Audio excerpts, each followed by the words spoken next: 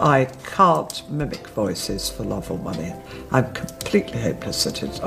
Under the glittering chandeliers of Buckingham Palace, treasures from generations of royals rested silently, gleaming under soft light, each piece carrying a story whispered through the halls of history.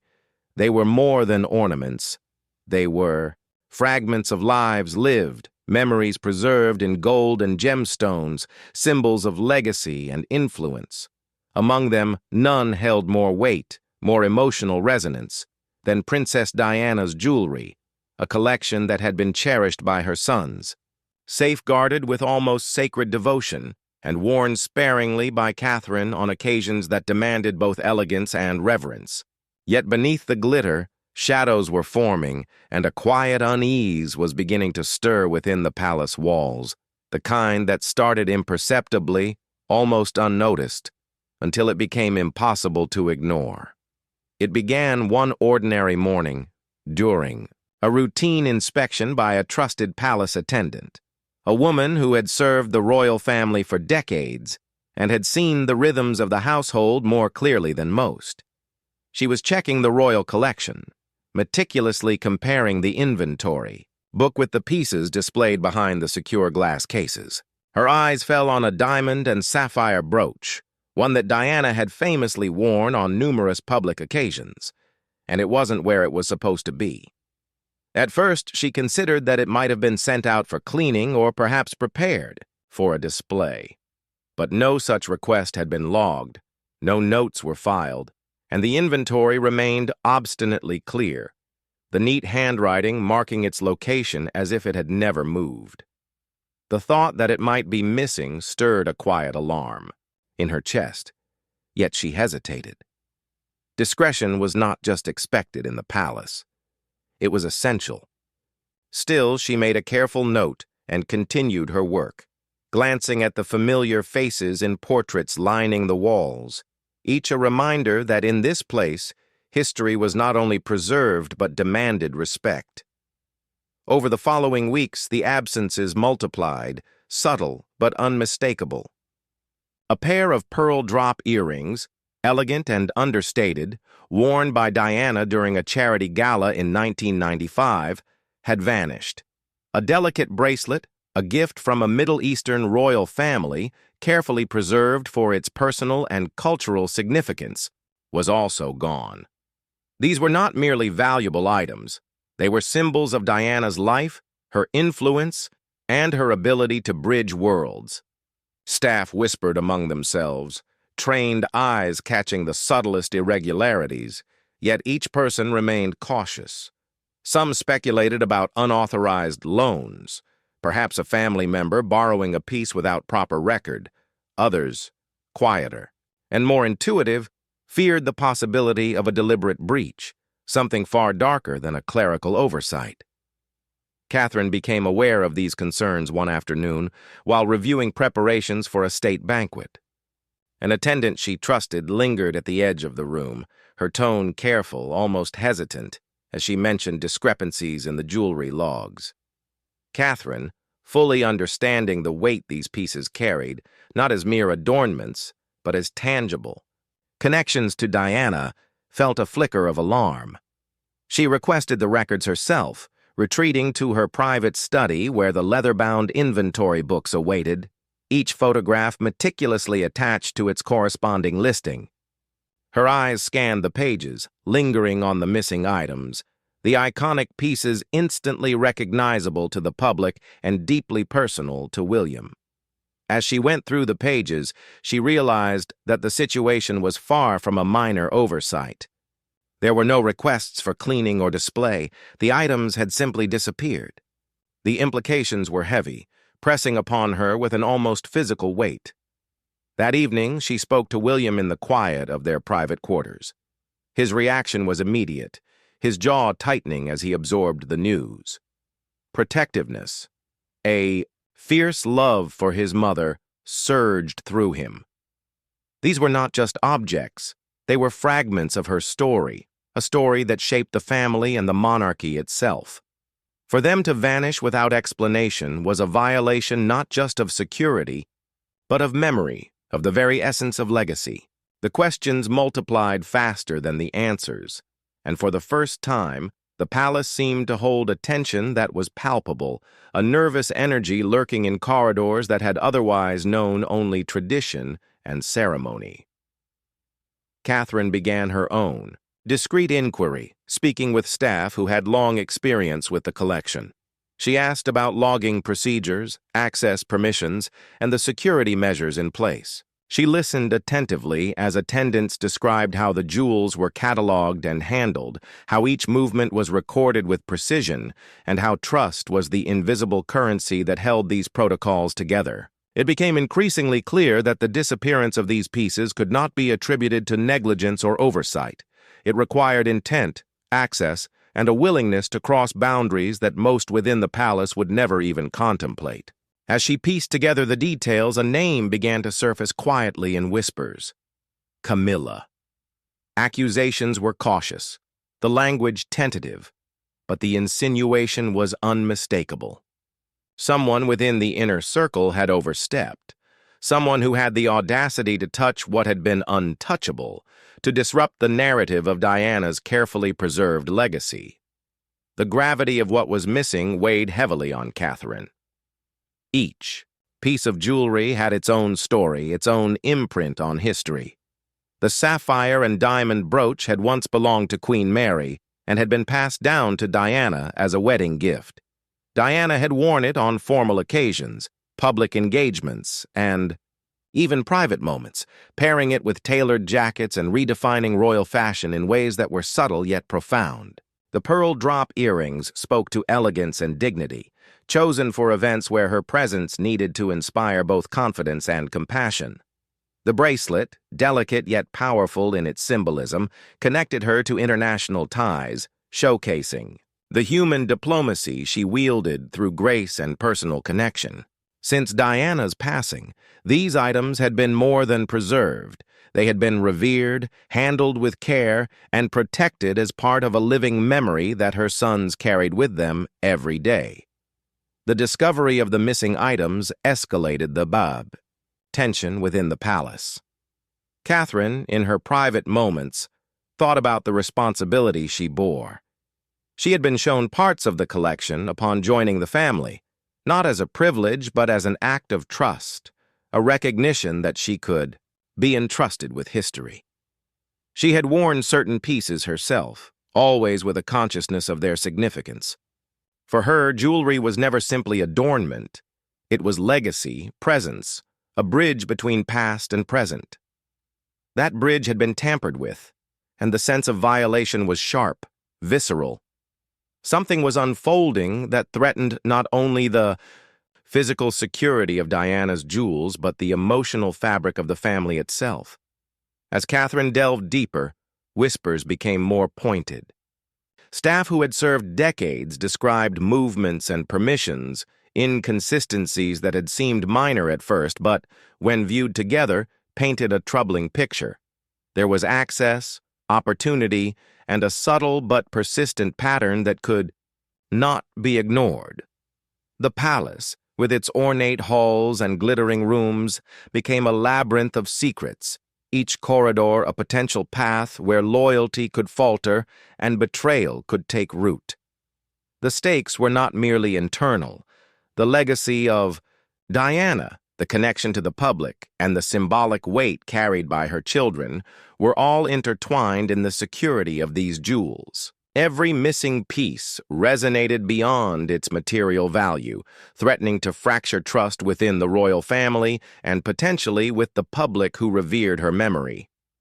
In conversations with William, Catherine emphasized the seriousness of the situation. He listened, absorbing every detail, the protectiveness for his mother's memory evident in every wordless pause. For him, these items were reminders of a woman whose influence and presence shaped his life profoundly, whose absence was felt every day. The possibility that someone might have deliberately removed or mishandled them was intolerable. Yet even as anger and fear mingled, there was a necessity for patience, for careful inquiry. The palace demanded discretion, and rash accusations could carry consequences as serious as the crime itself. The investigation, though discreet, intensified. Catherine reviewed security protocols, interviewed staff, and examined every record for anomalies. She noted how each piece had been previously tracked, the protocols for display, cleaning, and loans. She cataloged the timeline of absences, mapping them against events and access permissions. Each thread led back to questions that remained unanswered, and each answer hinted at human intent behind the discrepancies.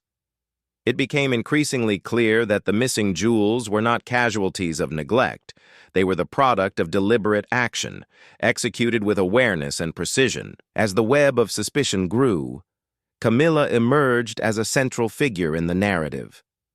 Rumors suggested a crossing of lines previously unimagined within the royal household. Yet Catherine approached the situation cautiously, recognizing that evidence, not speculation, would determine the course. The palace, with all its history, ritual, and hierarchy, was both a shield and a trap. Every movement, every decision, carried weight. One misstep could result in public scandal, while the wrong accusation could irreparably damage relationships that had been carefully cultivated over decades. The stakes were monumental, balancing emotional legacy, historical significance, and the intricate politics of the monarchy. Even as Catherine navigated this delicate terrain, the jewels themselves remained silent witnesses. The brooch, the earrings, the bracelet, each a fragment of Diana's story, stood as reminders of what was at risk. They symbolized not only beauty and history, but the continuity of a narrative that her children carried forward. Protecting them became an act of devotion, a safeguard for memory itself. The palace, with its grand halls and ornate rooms, had always been a stage for both ceremony and secrecy, and now it became a battleground for trust, legacy, and truth. Vice. Unfolding drama hinted at larger consequences. If the truth emerged publicly, it could shake the monarchy, revealing vulnerabilities in both security and relationships. Catherine's careful approach, blending discretion with determination, became essential. Every conversation, every review of records was part of a strategy to uncover facts without igniting scandal. Yet the emotional weight was inescapable. These were not merely jewels. They were pieces of a mother, a symbol of her life, her influence, and the continuity of her memory through her children. To misplace or misuse them was a violation far beyond the material. It was an intrusion into legacy itself. And so, in the quiet corridors of Buckingham Palace, where history and opulence intertwined, the mystery deepened. Catherine, William, and the staff navigated a web of suspicion, secrecy, and emotional intensity. The jewels, dazzling and silent, bore witness to human failings, ambitions, and loyalties. Somewhere within the palace walls, the truth waited, its revelation capable of sending shockwaves that could resonate far beyond gilded halls. Legacy, memory, and trust hung in balance, their fragility exposed by the disappearance of a few precious items. And in that delicate balance, Catherine realized that the path to resolution would require not only diligence, but courage, discretion, and an unwavering commitment to honor the memory of the woman whose story these jewels carried. Under the glittering chandeliers of Buckingham Palace, treasures from generations of royals gleamed silently, their surfaces catching the light like frozen fragments of history. Every piece had a story, some whispered through time, others bold and visible in portraits and photographs. Among them, Princess Diana's collection held a particular weight, a legacy of grace, influence, and memory guarded by her sons and entrusted occasionally to Catherine for moments that demanded elegance and reverence. But beneath the familiar glitter of gilt and gemstone, a quiet unease had begun to stir, almost imperceptibly at first, the kind of tension that built slowly, unnoticed, until it became impossible to ignore. Something was amiss within the palace walls. Catherine had long understood the symbolic and emotional power of the jewels she sometimes wore. They were more than objects. They were extensions of Diana herself, tangible remnants of a woman whose absence was felt daily. William shared this reverence, protecting his mother's possessions not as material treasures, but as sacred links to her life and influence. And yet, even in this palace of ceremony and history, the unexpected had begun to intrude. The first hint of trouble emerged during a routine inspection by a long-serving attendant. A diamond and sapphire brooch, known to the public from numerous photographs of Diana, was not where it was meant to be. At first, she considered that it had been removed for cleaning or display, but no request had been filed, no note logged, and the inventory book stubbornly recorded the piece in its original position. Discretion being paramount in the palace, she hesitated to report immediately, making a quiet note and continuing her work, feeling the subtle tension ripple through the quiet halls. Over the following weeks, the anomalies multiplied. A pair of pearl drop earrings, elegant and understated, famously worn by Diana during a 1995 charity gala, disappeared. A delicate bracelet, a gift from a Middle Eastern royal family and preserved for both personal and cultural significance, was missing as well. These absences, though subtle to outsiders, were glaring to those familiar with the collection. Staff whispered cautiously among themselves, speculating on family loans or unauthorized removals, while others feared that deliberate intent was at play. The palace, with its centuries of ritual and tradition, had rarely faced such quiet but potent unease, where even the tiniest disruption could carry weight far beyond its material value. Catherine became aware of the concerns one afternoon while reviewing preparations for a state banquet. An attendant she trusted lingered at the edge of the room, voice low and careful, mentioning discrepancies in the jewelry logs. Catherine immediately requested access to the records, retreating to her private study where the leather-bound inventory books lay in patient rows, each photograph meticulously attached to its corresponding listing. Her eyes scanned the pages with increasing urgency. The missing items were not ordinary jewels. They were icons of Diana's life, instantly recognizable and deeply personal to William. The absence of official requests, cleaning logs, or any recorded movement made the situation unmistakably grave. Something deliberate had occurred, and the realization pressed on her with a weight that was nearly physical. That evening, Catherine spoke with William in the privacy of their quarters. His reaction was instantaneous, a tightening of the jaw, and a flicker of anger tempered with deep sadness. For him, these were not mere ornaments. They were tangible links to his mother's memory. To lose them, even temporarily, without explanation, was not just troubling, it was intolerable. The questions were immediate. Who had accessed the collection? Under what circumstances, and why had no record been left behind? The palace, usually a space of calm tradition, suddenly felt fragile. Each hallway and corridor a potential stage for hidden intentions. Catherine began a careful, discreet investigation, speaking with long-serving staff and reviewing procedures for logging and handling the jewels.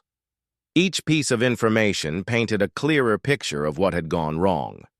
The missing items, brooch, earrings, bracelet, had histories intertwined with Diana's public and private life. The sapphire and diamond brooch, once Queen Mary's, had become Diana's wedding gift, appearing at state events and private moments alike. The pearl drop earrings symbolized elegance and dignity, often worn for charity galas where Diana sought to inspire as much as to charm.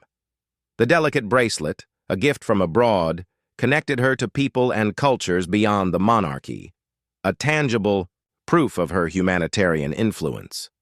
For Catherine, wearing any of these items had always been an act of honor, a responsibility. Their disappearance was not just a breach of security, it was a violation of memory itself. As Catherine pieced together the details, whispers grew in intensity. long-serving staff recounted movements, permissions, and anomalies that at first seemed inconsequential but now formed a troubling pattern. Discretion was key. Accusations could ignite scandal. And yet the name Camilla began to emerge quietly, tentatively, among murmurs of curiosity and suspicion.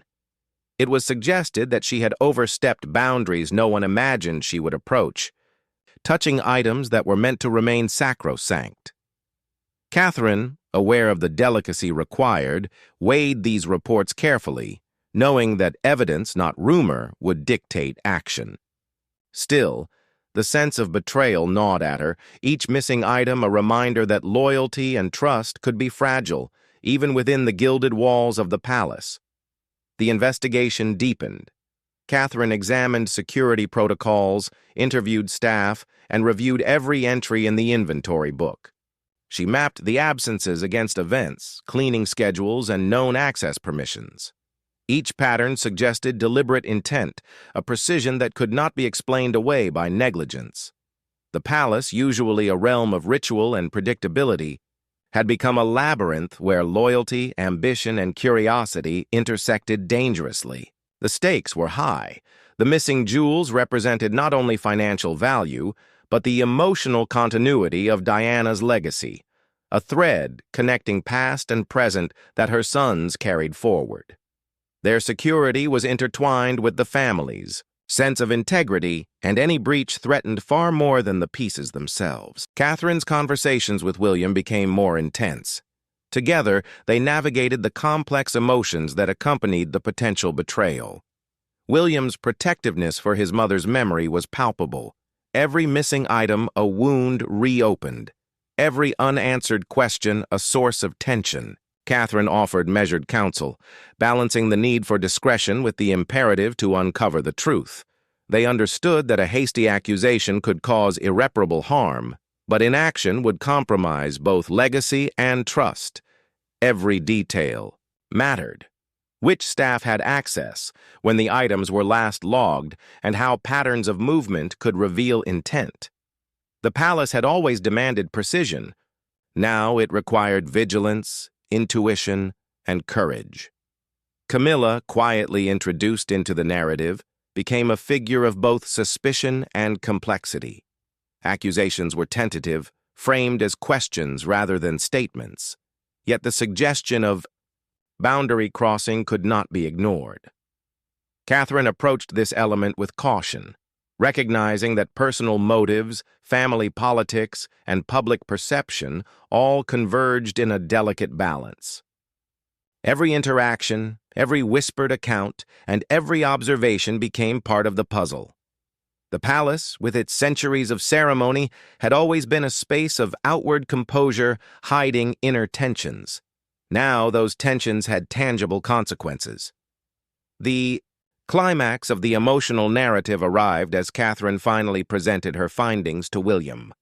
The reaction was immediate and intense: shock, anger, protectiveness. For William, the missing jewels were fragments of his mother, each one a symbol of a life cut tragically short, yet profoundly influential.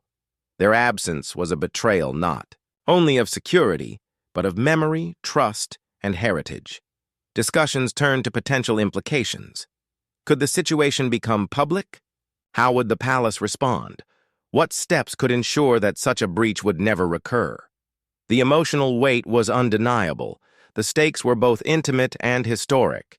Yet even as the immediate confrontation concluded, the story remained unresolved. The jewels themselves, silent witnesses, hinted at deeper truths yet to be uncovered.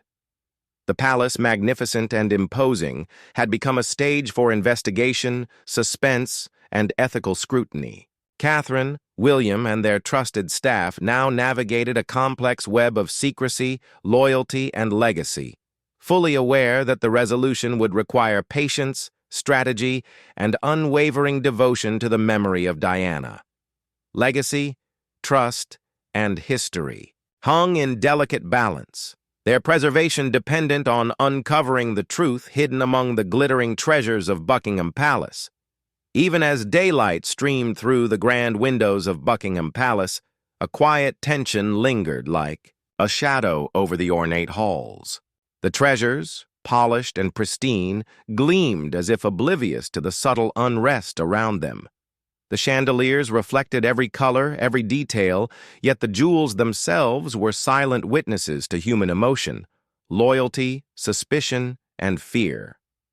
Catherine moved through these halls with a sense of gravity, each step echoing softly against marble floors, aware that even a single misstep could disrupt the fragile balance of trust and legacy. The palace, for all its grandeur, had become a stage where whispers carried as much weight as ceremony. In the quiet of her private study, Catherine sat with the leather-bound inventory books spread before her. She traced her fingers over the photographs of each piece, recalling the occasions she had worn them and the reverence they demanded. Diana's collection was more than jewelry. It was memory made tangible. Catherine felt the weight of responsibility, pressing upon her the silent expectation that she would protect what Diana had left behind. Each brooch, earring, and bracelet represented moments frozen in time, moments that shaped the monarchy's image and the lives of her sons. Protecting them was not just duty, it was devotion. The palace staff, trained for discretion, began to murmur in corners, voices hushed yet insistent. Some suggested clerical errors, others speculated that a family member might have borrowed a piece unofficially. But the longer the absences went unexplained, the more tension grew. Even the most loyal attendants could not ignore the pattern forming before their eyes. Each missing piece seemed connected, deliberate, intentional. Whispers began to converge on a single name, Camilla. Though the hints were tentative, the idea of betrayal began to seep through the gilded walls, coloring everyday interactions with suspicion. Catherine meticulously reviewed the cleaning and loan records, page after page, seeking answers. Dates were cross-checked, signatures scrutinized, yet nothing explained the missing items. The brooch, the earrings, the bracelet, all had vanished, without trace. Each gap in the records was a silent accusation, suggesting intent, not oversight. The palace's systems, designed to prevent exactly this kind of error, had been circumvented. Catherine's pulse quickened with the realization that this was no ordinary mistake. The missing jewels were the product of deliberate actions, calculated and precise. Later, Catherine recounted the findings to William, who listened with a mixture of anger and grief. Every absent piece struck a chord, each one tied to a memory he could never reclaim. He remembered seeing Diana wear the sapphire and diamond brooch at state banquets, the pearl earrings at charitable galas, the bracelet gifted from abroad, symbols of her influence, her grace, and her presence. To know that these fragments of his mother's story were unaccounted for was unbearable. In that moment, the theft, or misplacement, was no longer just a security issue. It was an emotional violation, a crack in the legacy his mother had left behind. Catherine began discreet interviews with attendants who had served the family for decades. Questions were carefully framed, observations subtle. Some recalled minor irregularities, entries that didn't match movements. Others hesitated, sensing the delicacy of the matter. Piece by piece, Catherine assembled a timeline, connecting absences with staff rotations, state visits, and cleaning schedules. Each revelation deepened the mystery. Access alone could not explain the precision with which the items had been removed. The palace's history and the jewels' significance demanded careful handling of every detail, and Catherine's careful collection of evidence began to paint a picture of calculated intent. Rumors grew quietly, hints dropped in corridors, eyes following her movements. Camilla's name appeared, not as accusation, but as possibility. Staff wondered if she had overstepped invisible boundaries, touching items that had been untouchable. Catherine noted these whispers but remained cautious, understanding the complexity of palace relationships. Evidence was scarce, and public exposure could have consequences as damaging as the theft itself. Yet, the suggestion of involvement from Someone so close to the family introduced tension deeper than any procedural concern. It became a matter of trust, legacy, and discretion. With a growing sense of urgency, Catherine reviewed the palace's security protocols. Cameras, access logs, and keys were scrutinized. Patterns emerged, minor gaps in procedures, times when the collection was vulnerable, points of access that could have been exploited. The realization was chilling. The missing jewels had not simply disappeared. Their absence implied careful planning, knowledge of systems, and calculated risk. The palace, designed to protect its treasures, now revealed its vulnerabilities, leaving Catherine acutely aware of the stakes, not just for the family, but for the legacy of Diana herself. Catherine convened trusted staff members, sharing selective findings and asking for careful observations. Strategies were mapped, surveillance increased, logs double-checked, access limited. She needed to understand the full scope of the situation without provoking panic or suspicion. Every conversation was deliberate, every decision calculated. The palace was a living entity, its history intertwined with the present, and Catherine knew that only through meticulous strategy could the jewels be safeguarded, the pattern of theft, or unauthorized handling, be uncovered, and trust within the household maintained. Despite careful planning, the full truth remained elusive. The jewels, brilliant and silent, awaited their eventual recovery. Catherine, William, and the inner circle navigated the uncertain terrain, knowing that exposure, mishandling, or hasty conclusions could destabilize not just the palace, but the family's emotional equilibrium. Shadows of suspicion lingered, hints of betrayal unsettled every corridor, and the delicate balance of legacy and trust hung in suspense.